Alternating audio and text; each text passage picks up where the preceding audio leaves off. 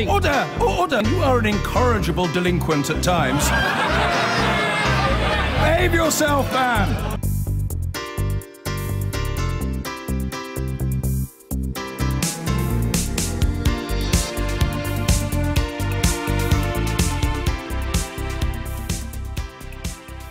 Coming up to 9:15, welcome to our programme. There are calls for an inquiry into child sexual exploitation in Telford in Shropshire, where it's thought up to 1,000 children could have been abused there over a period of 40 years. The stories we'll hear this morning are horrific. Girls as young as 11 being drugged, beaten and raped.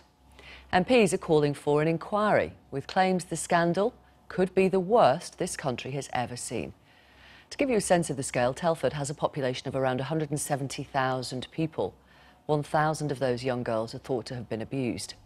Sex grooming gangs in Rotherham are thought to have targeted around 1,400 people.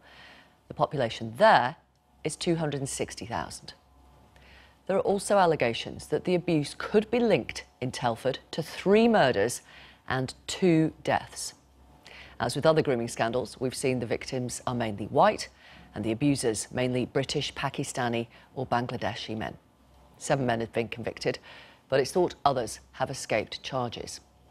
We can talk now to Kathleen Hallisey, who is a lawyer specialising in child abuse. Thank you very much for talking to us. You have worked on similar abuse scandals. What do you draw from what we know of this one?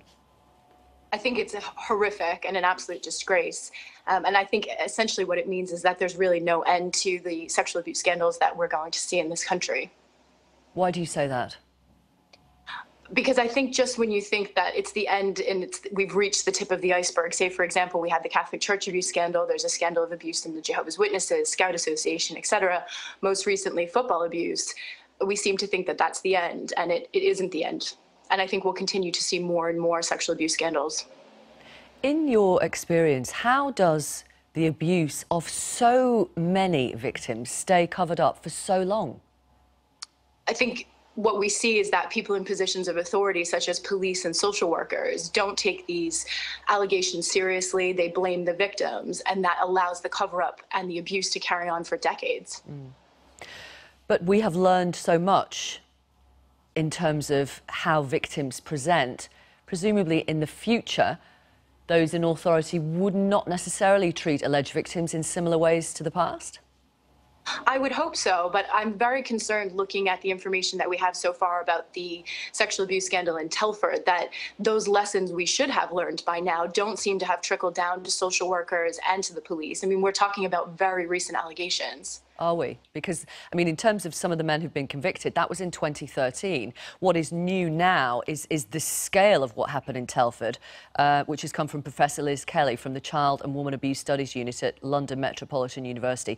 She has come up with these figures that estimates up to 1,000 children could have fallen victim to grooming gangs in Telford. Exactly. I mean, I think if we're looking at people who were unfortunately victimized and abused, and they, looking at the information, passed away in 2007, 2009. Those are very recent allegations.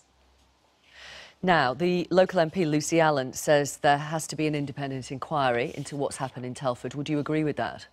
Absolutely. I don't think that we can just end it here.